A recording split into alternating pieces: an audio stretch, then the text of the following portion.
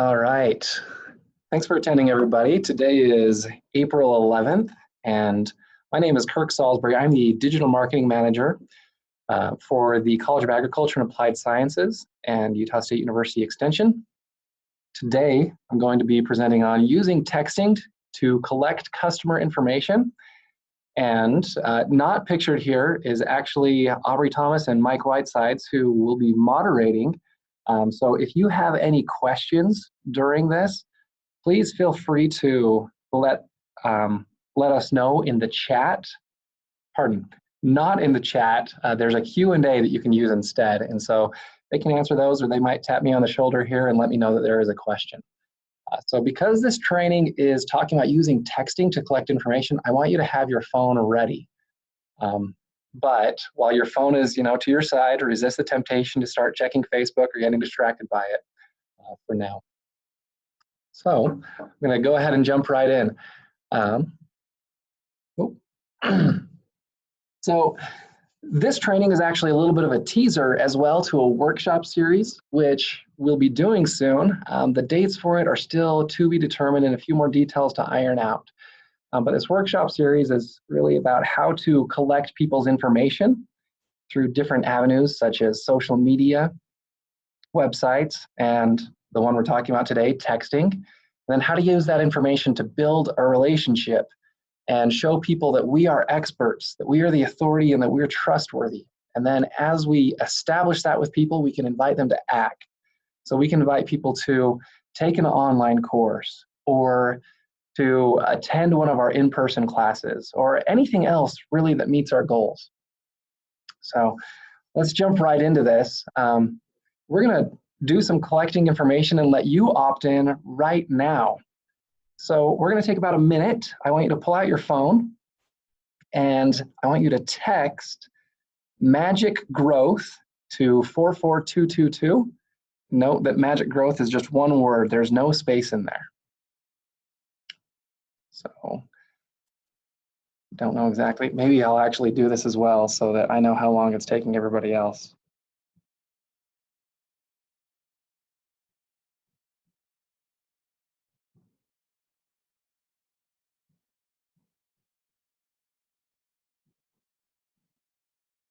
Okay, so I've gone ahead and I just sent that text. So I assume you're about the same speed as I am. And now it's going to send a text back to you from myself, even though it's not actually me replying. We just automated it to do that. And reply with your email address. Do note that some phones will say that text messaging fees may apply. This is not a premium text messaging service, so this is free. So for me or for you, if you should opt in to start doing this as well, it won't cost your customers anything to text this. All right. So you're going to receive an email once you reply with your email address. And let me give you a little bit behind the scenes. Here's how I configured that. This is actually a screenshot from the software where I configured this. So I pre-composed that message. Here's how you'll reply. And then here's the next message that you'll get. So what we've done right now is we just collected info. I can't see live. There's a little bit of a delay in my system for how many people just opted in, but I can check in in probably about 1 hour and see those numbers. So we've opted in, and then an email is instantly going to be sent. And then at that point, it's our job to continue communication. So the question is, all right, I'm doing a webinar right now, and you guys have opted in, but what are other areas where we can have people opt in? By the way, you can put your phone away now. Okay, so a great idea to have people opt in through texting is presentations. This is a photo that I took recently at the Qualtrics conference in Salt Lake City. I was just right there with Barack Obama, and it was an amazing experience. Could have basically reached out and just grabbed his shoe and taken it and ran before the Secret Service tackled me. Probably not though, because I was actually sitting way back here with about 13,000 other people. But while there, Barack Obama, he talked about a lot of different things, and one of the things he talked about was he was promoting his wife's book. And so let's put ourselves in his situation and say, all right, we want to collect information from all these people who are at this conference right now.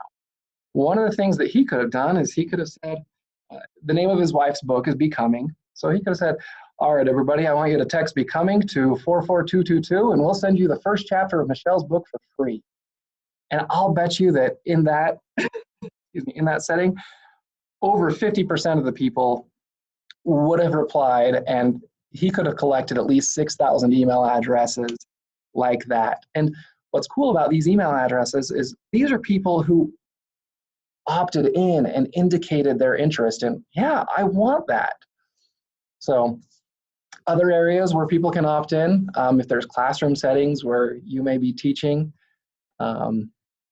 or really just about anywhere. I just put this together in Photoshop where, you know, you're driving by and maybe we want to put together a billboard and we can have people opt in through texting.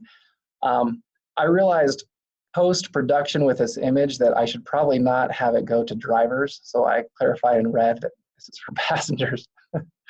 So yeah, really just about anywhere, but well, not always anywhere. We really want to do texting opt-ins where it's natural for people. So places where it's not natural, we have websites, and that's about it. With websites, the reason why that one, I wouldn't say let's do texting opt-ins there, is because we have other really natural ways that people can opt in, like a lead form. We've had those up on the gardening website for a while, the extension.usu.edu/gardengarden. And it's collected, I think at this point, about 1,700 email addresses just through a little form that pops up in the bottom left corner. So using different avenues to let people opt in, we instantly send an email. And at this point, you should all have an email from me, actually. So when you send an email, you want to send an email that is relevant to your invitation. So in the classroom setting, perhaps you've shared some resources, whether that be maybe it's a recipe or some gardening instructions or some finance instructions. And you know that one of the most popular questions you get at the end of the class is, hey, these were really useful resources. Can I go somewhere and download this information? Well, what you'd say at the end of class is, hey, if you guys want these resources, just text whatever it is that we want to have that keyword be to 44222, and I'll email you all those resources. So you can do that in the classroom, the presentation, or in the billboard. We don't have that much time to say all the resources that we'd be delivering, but let's say if we have our gardening campaign, we might say text gardening to 44222 and you'll get a free planting guide. So in that case, we want to send the planting guide as an attachment or as a link in that email and explain to people that this is USU Extension, we're gardening experts, and they'll be getting more emails from us. Another thing that I really want to emphasize in these emails is these are going to be written by you, and it's your communication style. You know how to be authentic and resonate with people. And so I just encourage you to do that. So think about communicating with people who you already do communicate with, your colleagues, your friends, family. You can bring that same style into these communications. Okay, so some do's and don'ts, or cans and can'ts about these. You can't attach a file in an email that's automatically sent, and we can't embed a video. But with that, we still can get people access to the files. We just need to create a link to the file instead. So if you go to Box and upload the file, there's sharing settings in Box, and then you can have people directly download it. One of the important things to note about Box is when you do the sharing, sometimes you share only with people in your company. You want to click on that drop down and make sure that it's shared with anybody who has the link. So you might want to test your box link sharing out before you actually provide that link. As I mentioned, you can't embed a video, but we can always link to a video, and if we'd like, we can even make a thumbnail of a video, a link to that video, so it can look like, if I click on this, a video is going to play. In these emails as well, having an offer or letting them know what else we have to offer. So if we've just taken a class, hey, I look forward to seeing you next time at this class. Or if you enjoyed this class, here we have an online course. You might be interested in that as well. In those cases, it's always nice to, if relevant, offer a discount code. So in the case of the online courses, we can do that, which entices people to act now. In your emails, be concise, or you can be, I want to say verbose, kind of tongue in cheek here. But if you have a story about why you're excited about something or why you got into that, then put that in there, and you'll see that I did that in the email that I sent to all of you as well. And be clear about what will happen with this email or with our communications with them moving forward. So here's our downloads. Next week we'll be sharing this, and if you don't want any more, you can unsubscribe, or throughout the season we're going to be providing tips on these things and so on.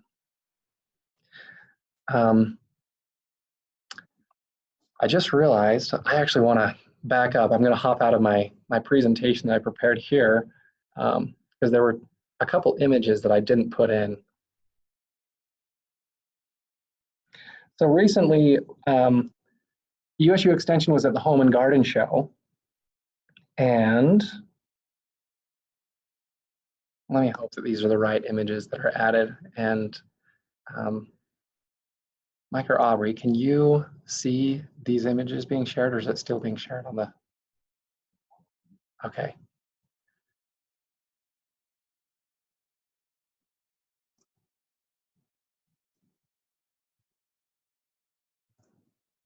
Okay. So this is a Photoshop or a doctored version of our display booth at the Home and Garden Show. So previously what was visible here was just the Grow With Us, grow.usu.edu, and it's a great promotion and advertising of what we're doing right now in the state with our gardening campaign. But while at the Home and Garden Show, if we would have just added receive a free planting guide, text Grow With Us to 44222, we could have collected a lot of passerbys information of people who maybe they want that planting guide, but they could have been daunted by coming to and speaking to the people at the booth. Or if while at the booth, maybe there's other things that, hey, here's our planting guide and here's this and here's this. You can receive free downloads for all of those things. All you need to do is text this number or text this to this number. So just one more idea where we can use texting opt-in. Sorry, I didn't include that in the slide. Let's see here.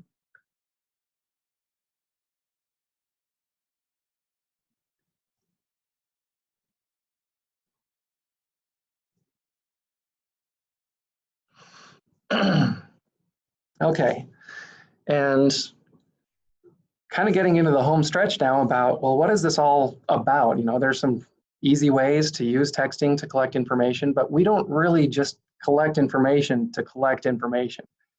We can have a really large list, and then nothing good may come from that.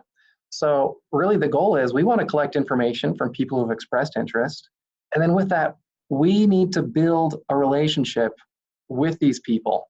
And that doesn't just magically happen because they've texted us once. So we build that relationship, and then we invite them to act. So as I may set this up for you to help grow your programs, really what needs to happen is we need to have a plan. So some things that we've done as we've started this with gardening, for example, is let's make a list of interesting topics. Identify when those topics are most popular, and then plan to send ongoing communication. So whatever your program is. I know that as we've been thinking about this with gardening, right now we're really hitting gardening season hard.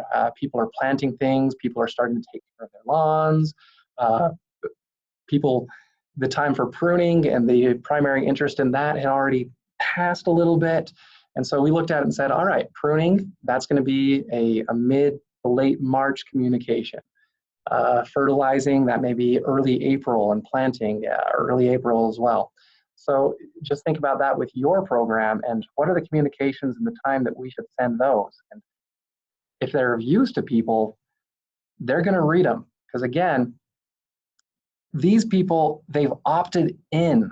They want your communications. So sometimes we struggle thinking, all right, I've got this plan, and is it really smart to send regular communications? And I have in the note there that weekly is good. And the answer is yes.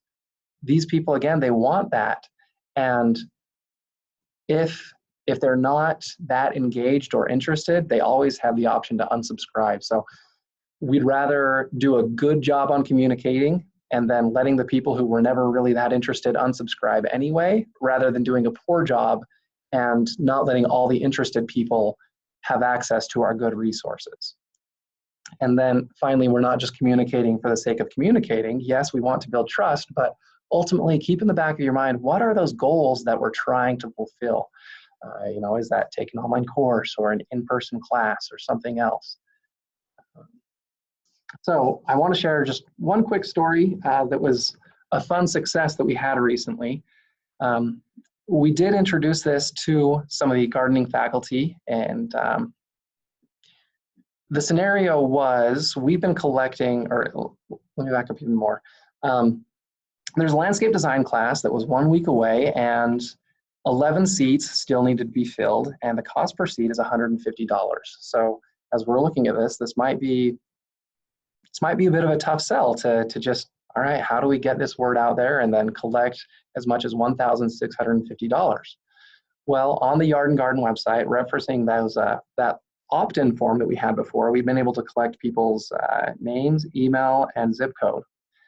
And so we had 1,600 names at that time that had come through. So then we identified those names by zip code, and we ran that information in our software, and it took us down to 332 names of people who've been interested in gardening that lived within this radius of where the gardening class is going to happen. So we emailed all 332 of those people, and 2 days later, there were only 2 spots that remained, and after the weekend, when we checked again, the class was full. And so this was just a really easy way to see that, all right, people have opted in, and now we're sending them things that they're interested in, and so they are willing to act. And what was also really cool, when we look at benchmarks or industry standards, the emails that we're sending to people who have opted in are often upwards of 60% open rates, and then a 50% or around their click-through rate. And industry standards might be, if you just have a generic email list, you may be getting between 20 to 30% open rates. So these people, more than twice as often, are clicking on emails once they've opted in through these sources, and then they're acting 10, 20 times more often than, again, generic emails. So with that, that's just a really quick overview. I really did fly through this. I didn't want to take too much time in going through those things. And now I just want to open it up for questions. So let me open that up and see if you guys have been asking anything at this point. And if you haven't, then feel free to fire questions my way.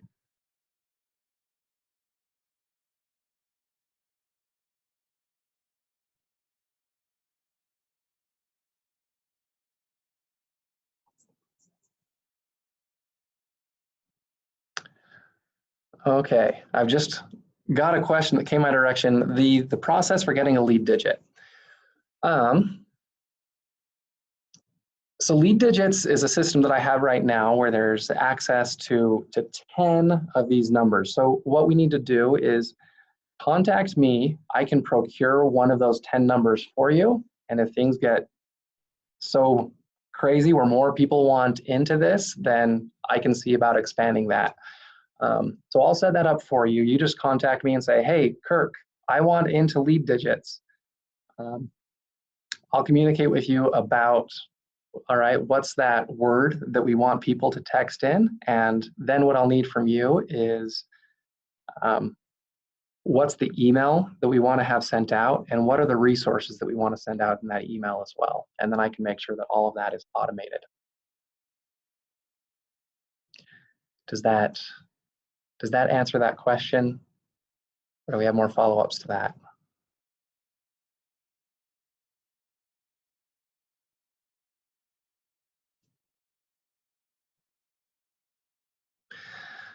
All right, question from Leslie. Once we do that, can we use it over and over again? And yes, we absolutely can use that over and over again.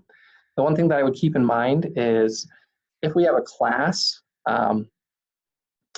where maybe the resources you're going to be offering in this class are going to be different from the resources we're offering in that class, we might want to do a custom lead digit for each class, or depending on how much this fills up, we may just need to change the automated email that's sent out between classes.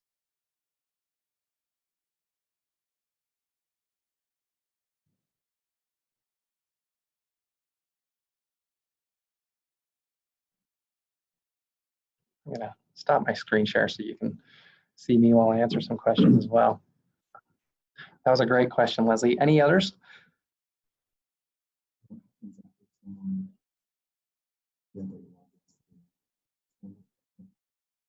All right.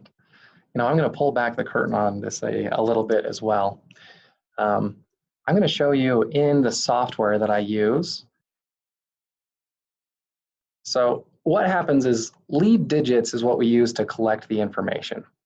And then that information is pulled over into a CRM called Drip.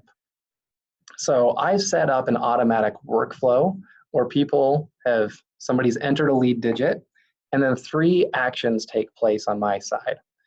So I figure out that the lead source here was lead digits. Oh, and you know what? I'm not sharing my screen. Let me jump back in.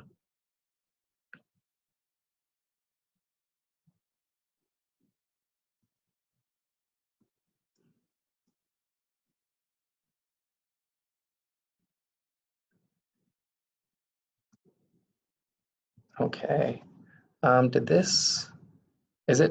you see the browser? Okay, perfect.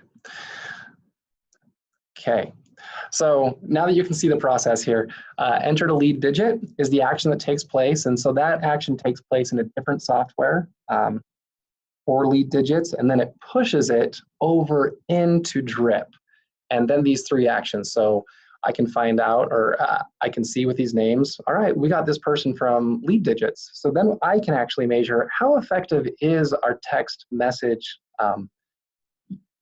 user collection versus, say, online forms. And in this case, I tagged each one of you as marketing, which the way that I set up tags is these are interests.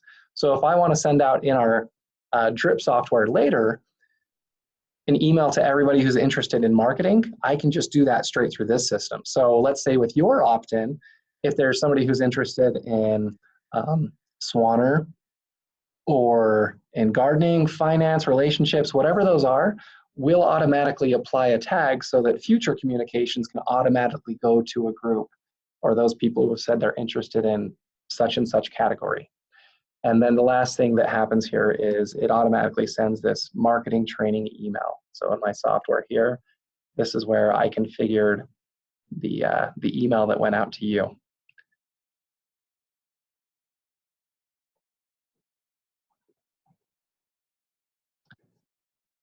All right, so I've got another question that just came in, which was what happens to that email address?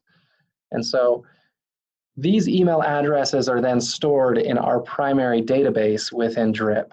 So I can show you directly in our system as well what happens there. So we've got a database where these are called people, which, a side note, it's pretty cool that this software calls these people instead of just opt-ins at this point, because always keep in mind we are communicating with individual people. So while there's a lot of data that we have around all these people, at this point we have 7,106 people in this database, but I can then use those names to, let's say, I'm going to filter this down to a tag, and those tags include any one of the gardening tags that I've got. Oh, let's see, include any. Okay, so I'm just going to filter down to a couple of these.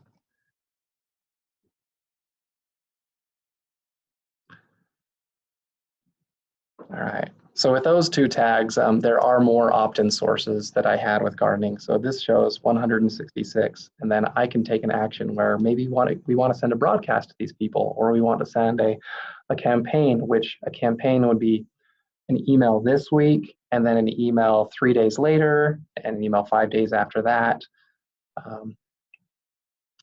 So again, just to answer the question about what happens with these names is they're stored in our database with specific information so that we can intelligently target them again later. And it's pretty cool with how we can get more specific about this. So I can say we want these tags, and maybe I want a custom field of zip code equals, I'm going to put the zip code that I live in and see if there's anybody there. Nope, not with that criteria. But if I did want to expand that to some of my tags that I have in the system, I probably could find more names.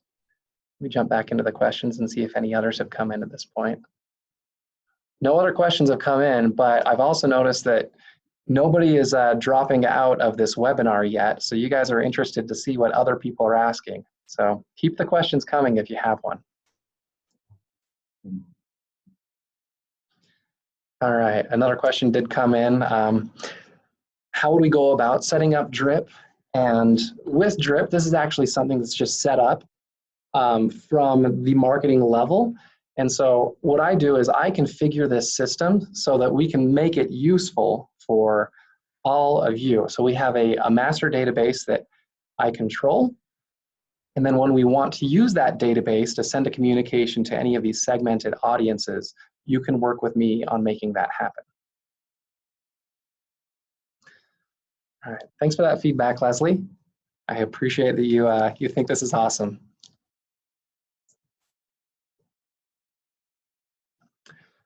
A question just came to me as well. How many emails are good for a drip campaign?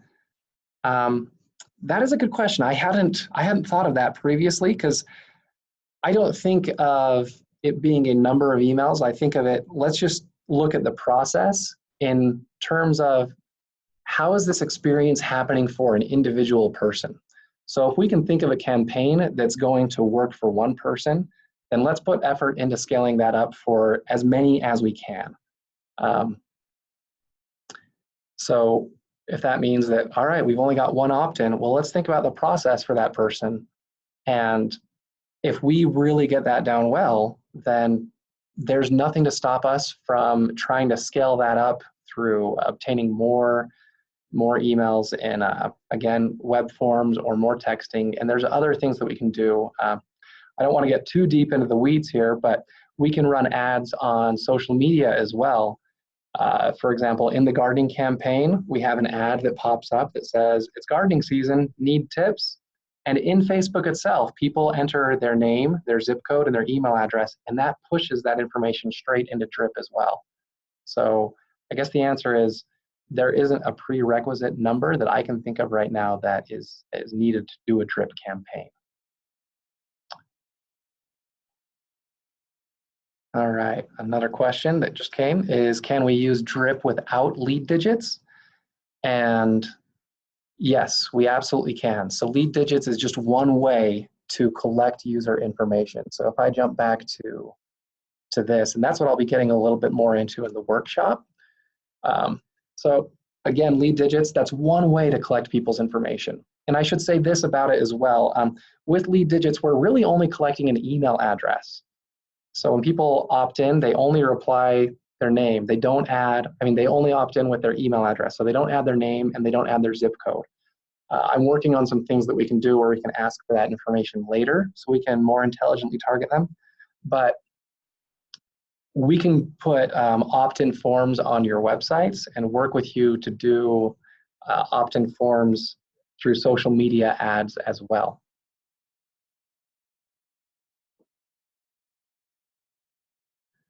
All right, we still haven't had anybody drop out, so I'm thinking there may be more good questions on the horizon.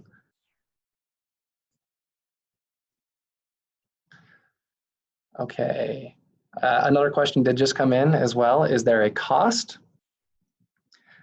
With the level of a system that we've purchased with Drip, there is no additional cost to you as we use this system to amplify your messages.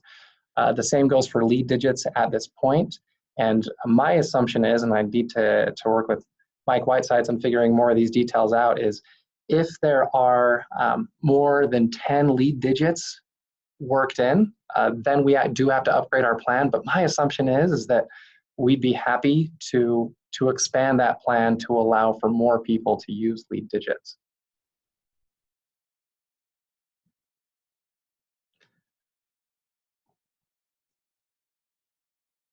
Okay, I just got two more questions. The first one is, if I already have email addresses, can I bring them into Drip? The answer is absolutely. One thing that I do like to do, and this can be on a case-by-case basis, I like to make sure that people have opted in. So whether the topic is gardening, finance, or any of those types of things, we want to send an email saying, hey, are you interested in this category? If so, then click this link. And then at that point, that's considered an opt-in. So then they're expecting communications from us, and they're much more likely to act on the communications from us at that point. Another question here is, opt-in on social media ads. Is this the same thing as commenting on a post and collecting that info? No, it's absolutely not. In fact, I did a little bit of a presentation to this to social media communicators at USU yesterday. I'm going to see if I can pull up an example of one of our opt-in ads. And let's see here.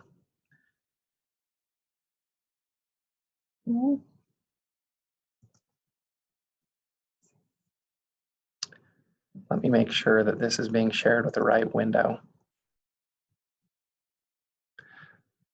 I have to thank our moderators as well for keeping me in line with what's happening on the screen here.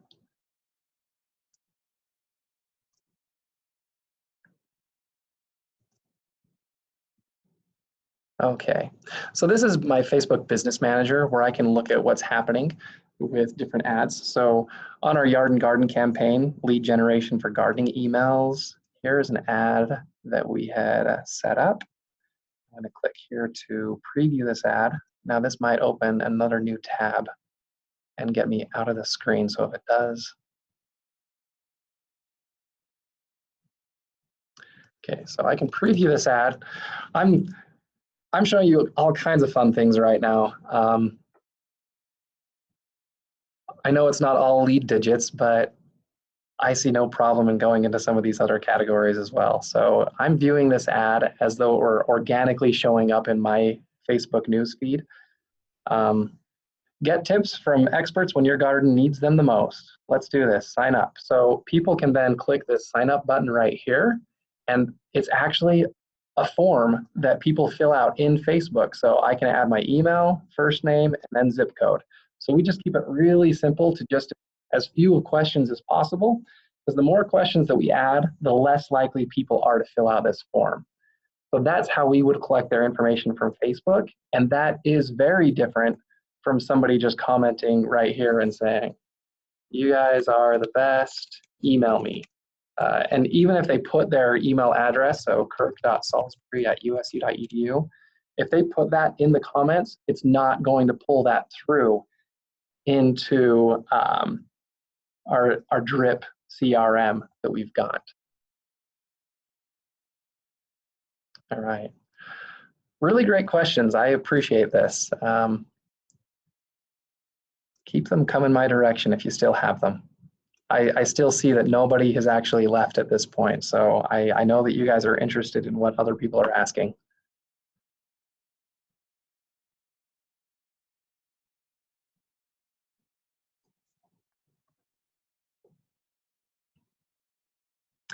Okay, question that just came my direction. Can you send e-newsletters through Drip? The answer is yes, absolutely. So Drip can be a software that we use as, I'm going to stop this screen share and jump back into my other tabs. I've got way too many tabs open. it's an ongoing problem of mine.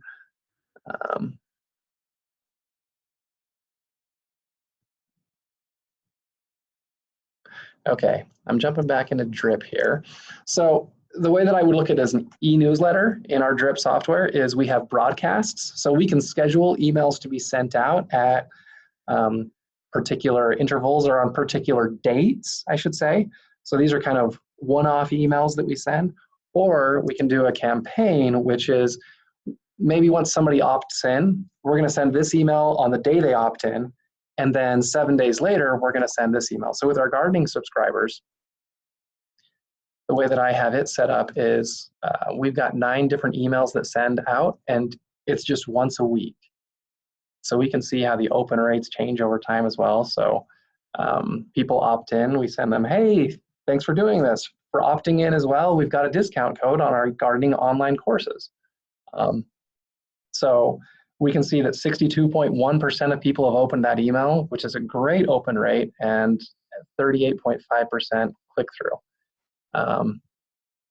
So 0 people unsubscribing. As we go down this, some people, yeah, they do get tired of these emails, but the percentage rate is just minuscule. So we're happy to continue conversations with people to keep them at our top of our mind, top of their mind, at yes, the cost of a few people here and there saying, no, I don't want communications anymore.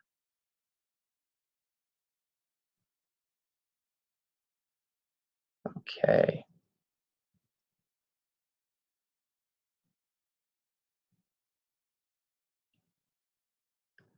All right. Again, good questions. Excuse me, coming in.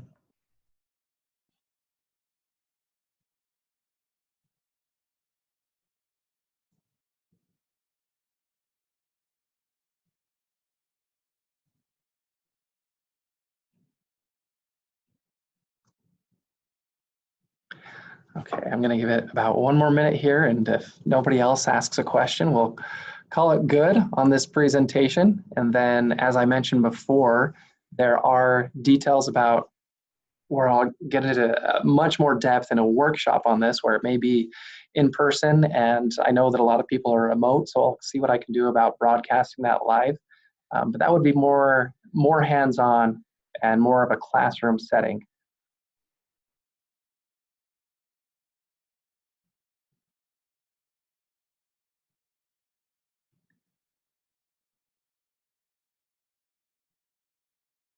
All right, yeah, and I'll give it about 10 more questions or 10 more seconds.